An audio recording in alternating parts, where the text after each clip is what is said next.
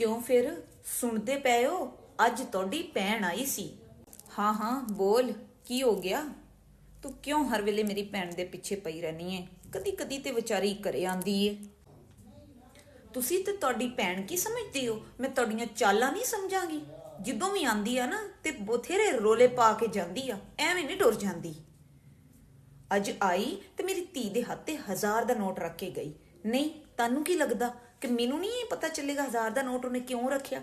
ਐਡੀ ਚੰਗੀ ਉਹ ਕਿਦੋਂ ਦੀ ਹੋਊਗੀ ਕਿ ਉਹਨੇ ਆ ਕੇ 1000 ਦਾ ਨੋਟ ਰੱਖ ਦਿੱਤਾ, ਜਿਹੜੀ ਕਿਸੇ ਨੂੰ 5 ਰੁਪਏ ਨਾ ਦੇਵੇ ਹੈ। ਤੇ ਉਹ 1000 ਦਾ ਨੋਟ ਮੇਰੀ ਧੀ ਦੇ ਹੱਥ ਤੇ ਰੱਖ ਕੇ ਜਾਂਦੀ ਪਈ ਹੈ।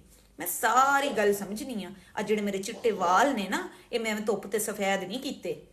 ਮੈਂ ਉਹਦੀ ਸਾਰੀਆਂ ਚਾਲਾਂ ਸਮਝਣੀਆਂ। ਉਹ ਮੇਰੀ ਧੀ ਦਾ ਰਿਸ਼ਤਾ ਲੈਣਾ ਚਾਹੁੰਦੀ ਏ।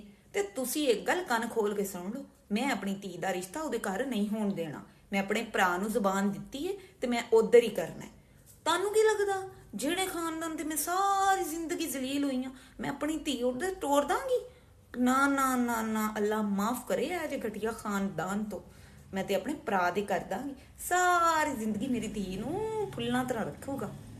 ਬਸ ਬਸ, ਫੈਸਲਾ ਹੋ ਗਿਆ। ਮੇਰੀ ਧੀ ਦਾ ਰਿਸ਼ਤਾ ਮੇਰੀ ਭੈਣ ਦੇ ਘਰੇ ਹੀ ਹੋਏਗਾ ਤੇ ਤੂੰ ਇਸ ਮੇਰੇ ਤੇ ਮੇਰੀ ਭੈਣ ਦੇ ਮਾਮਲੇ ਵਿੱਚ ਨਾ ਬੋਲ।